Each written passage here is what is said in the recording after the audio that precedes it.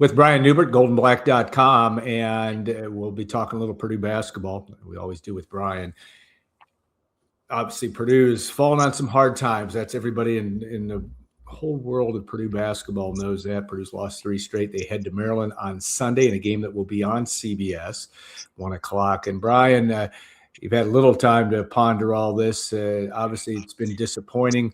Maybe the most disappointing was the loss at Indiana, but maybe the fact that Purdue's got, in theory, 2 easier games on the schedule on paper at Maryland, and then, of course, Oregon coming at home. Does that provide any respite for Purdue in your view? It should. I mean, it absolutely should. But at the same time, if you do what you should do against those teams, is that protein? Is that proof of turnaround? The really disappointing thing about Indiana, was there was no superhuman Heaton Wagler sort of thing. There was no UCLA makes a tough shot to win that game at the end type of thing.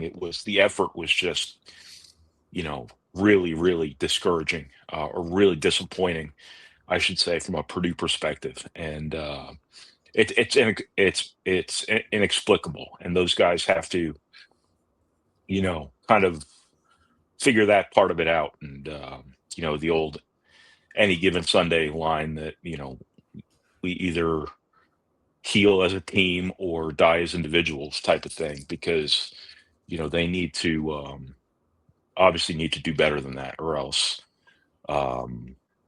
things are going to continue on as they did in Bloomington. Maryland's a bad team. Oregon's in a really bad place right now. So Purdue should be able to pound those 2 teams. But, Purdue, after the Illinois game, that was your moment. That was your line in the sand moment, right? Like, you had just lost 2 in a row. You were the preseason number 1 team. You were openly talking about national championships. And that was your line in the sand moment. You're going to your rival. You're going to a place where you've struggled before with this senior class, and you barely show up. You were okay for the first couple of minutes. And then that last 10 minutes of the second half, or the first half, was just a disaster. Yeah. Full of moments where you just look at the effort going on and you wonder what in the world is happening to this team. The first thing they have to do at Maryland is show they're going to try really, really hard. They're going to go back to being connected. They're going to play with some energy, things like that. What you saw the last game from Purdue is the opposite of what you saw during the winning streak, because they were really, really connected. They were really detail-oriented. They were really attentive on defense, things like that. And then you get into a little bit of trouble with a couple of losses, and all of a sudden it all kind of goes out the window. So Purdue's got to kind of, go back to the drawing board, so to speak, here, and kind of, for lack of a better term, suck it up and get back to what they were. Yeah, Robbie Hummel on and you certainly pointed this out, but in the Peacock broadcast, defensive connectivity was stunning. It's been bad. It's been challenged all along. Purdue's now in the very bottom quartile of the Big Ten in 2-point defense, 3-point defense percentage. Those are all problems. Are they fixable with the lineup? I mean, with the lineup they're playing. I'm not saying that I don't think Matt Painter's going to change his lineup, but how do you fix some of those issues? Is it all effort? Is it scheme? What do you think? Well, this is 2 years in a row that, Purdue has sort of schemed up some pretty good defense. Yeah. And then it's gotten figured out mid-season. It's run into some matchups mid-season that gave it real problems. But part of the reason that defense was good was because everybody was on the same page. Yeah. And everybody was being detail-oriented and playing with energy and things like that. It's always started with Braden Smith. It's not 100% a Braden Smith responsibility, but it's always started with him. He's kind of been their detail guy, been their energy guy. And when you saw what happened after Iowa State, as good as they were defensively, it aligned with how good Braden Smith was defensively. So if you have to point to a guy who, has to lead it, it's probably him. but there are also things here in terms of the advantages that come with size. Now being used against Purdue, while the advantages of size are not really materializing. Purdue's not doing a good job as a rebounding team Right. anymore, while Oscar Clough and Daniel Jacobson are being dragged out on the perimeter and exploited in a lot of ways. Trey Kaufman-Renn as a big four is being exploited on defense in a lot of ways. And, that's just kind of part of it. And that's what people have been trying to do to Purdue for years. So Purdue, from a schematic perspective, should basically have the playbook by now as to what people are going to. It's exactly what Purdue's going to try to do against Michigan. They're going to try to Yeah. put Ade Mara and Morez Johnson in ball screens and things like that with Braden Smith, and that's exactly what people are doing to Purdue right now. And the switching is being exploited a little bit, but everything Purdue's trying is kind of being exploited a little bit too, and they just have to be better at getting out on shooters and playing together and communicating. I can give you a couple of video clips off the top of my head of situations where all Purdue's got to do is be talking to one another, You're right. and things probably turn out differently. Not the least of which was that Connor Enright three at Indiana. That was probably Yeah. the biggest shot of the game. So Purdue just has to go back to defending as a team. They are not a team full of great defensive players, nor have they ever been. Yeah. They have always had to do it as a five-man unit. And when Purdue's good, that's how they're doing it. When Purdue's bad, that's how they're not doing it. So it's kind of up to them to reestablish some cohesiveness and some connectivity here. So that's what you want to see at Maryland, a team that is going to be really hard pressed to score a lot of points on Purdue, but Purdue's got to make it as hard on them as possible. But even if you do that to Maryland and then you do it to Oregon, that it could be fool's gold because those two teams are so limited. You really needed to show it in Indiana, and you didn't. Yeah. Obviously, after Maryland and Oregon, then it's Nebraska, or it's Iowa and Nebraska, then Iowa. I get turned around. Then of course Michigan State, all on the schedule. Indiana in there as well. So this is a huge challenge certainly for this team. What do you make? And obviously Trey Kaufman-Renn scores 23 points, plays the 5 against Indiana. That's the key thing, is it's against Indiana, team that's not exactly great inside. You don't see, and you've covered this for 25 years plus, I've been around Matt Painter since he started head coach at Purdue. No roster, no starting lineup changes, no dramatic changes in the lineup. Do you see, or do you think that's under the realm of possibility? Nothing would surprise me. He was as angst ridden. Yes, he was. After that loss at IU as I think I've ever seen him. And yes, he was. Yeah. It was almost like a therapy session, it felt like, because this has always kind of been his way with media, where if somebody can't get a question in, he always makes sure to call them right out at the ends to make sure that they get their question in. It was like he would have stayed there all night and just talked, because it felt like a therapy session. And when he talks about stuff like, we work on this in the summer, we take our summer practices really seriously, he's talking about how these guys should know what they're doing. And when he's pointing a finger at his players, he's always got 4 fingers pointed back at himself, to use that terrible analogy. Or metaphor. Descriptor. How about that? Yeah, descriptor is good. But he was obviously very exasperated at the fact that things that he and his staff had clearly been hammering home on these guys just kind of went by the wayside. And it's about attention span, it's about communication, it's about being detail oriented and things like that. And that's the kind of stuff that Purdue, shouldn't be letting slip at this stage. So I'm guessing that this week in practice was probably involves some sort of fresh look at things. I kind of wonder if they're not going to just proactively play Trey Kaufman at center a little more, maybe not as the starting situation, but working that into things a little bit, not because he's a great defensive center, but because it does give you a little bit more ability to be a little more switchable um, on defense, things like that. But being switchable doesn't matter if people aren't talking on the Yeah. floor. And this has been a years long thing for Purdue.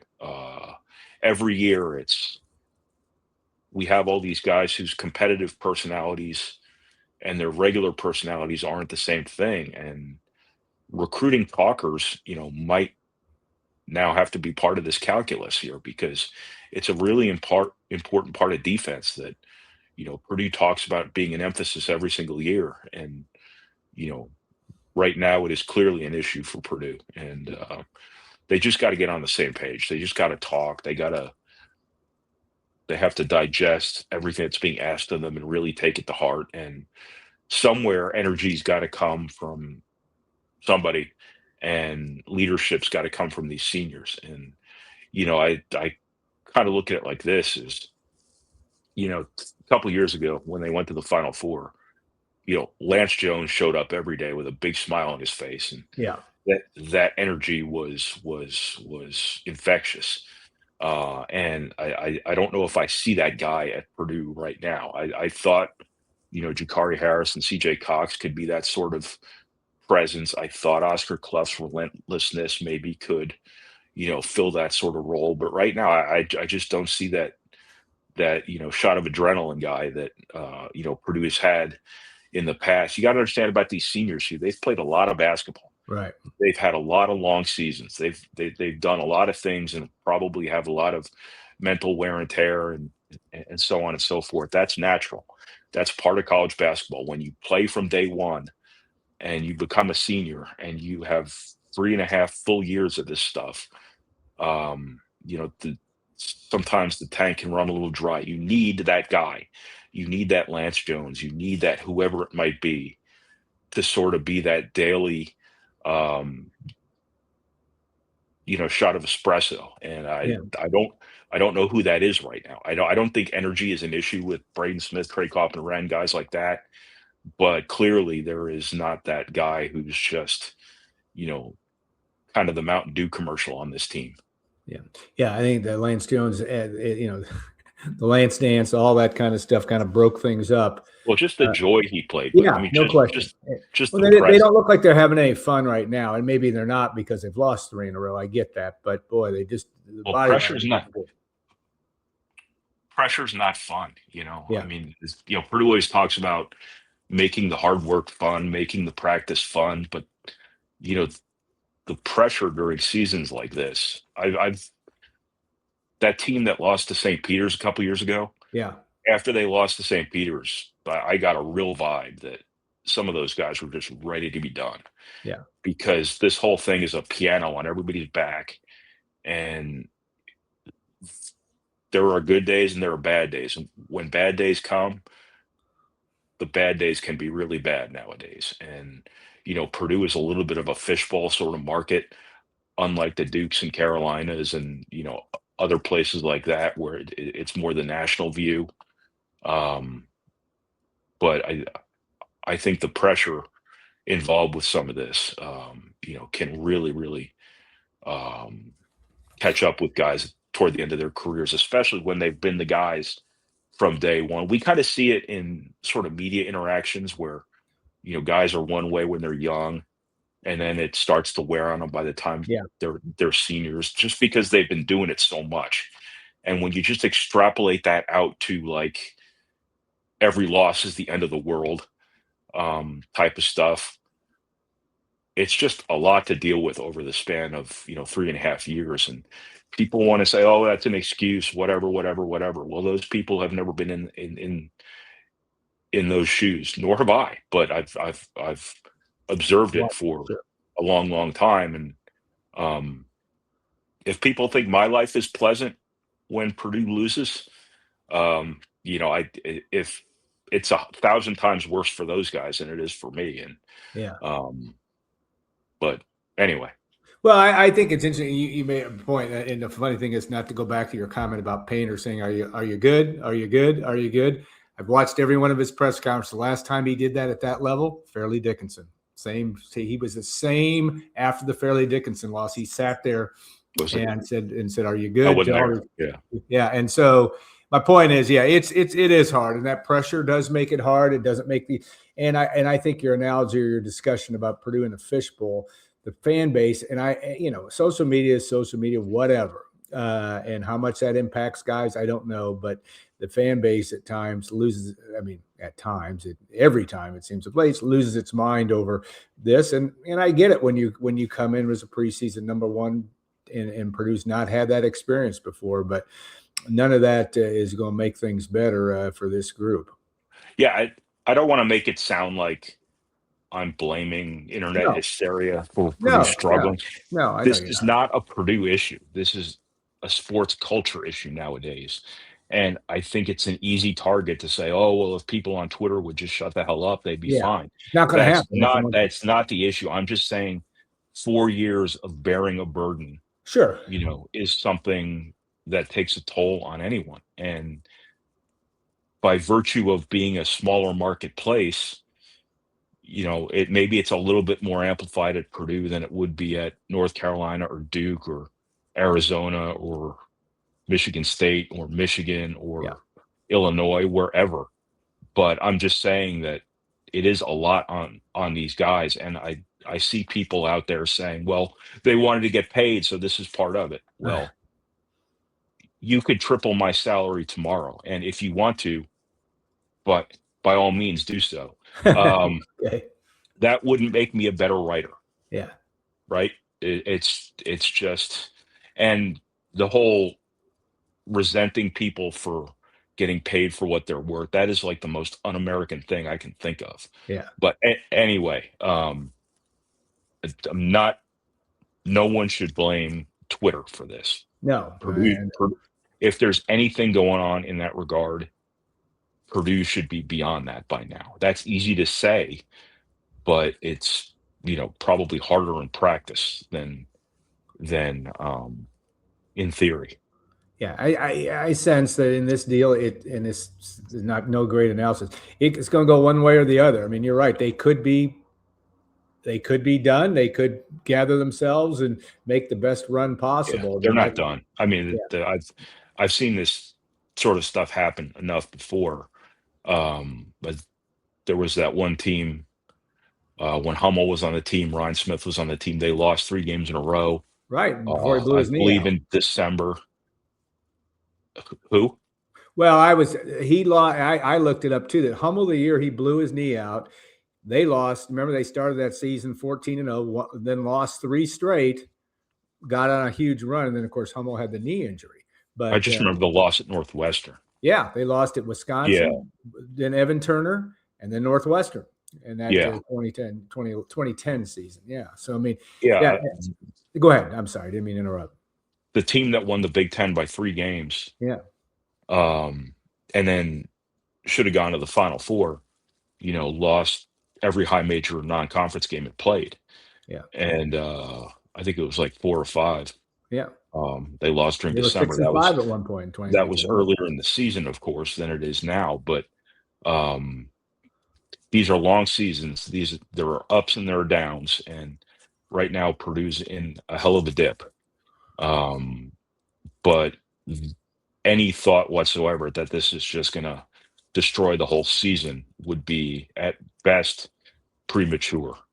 So I wouldn't panic quite yet here, but I understand that, patience is not, has been lost in sport. I mean, but at the same time, this is the good problem to have when you've gotten your program to a point where the expectations around you are this. Yeah. So, this is better than the alternative, right? Yeah, no question.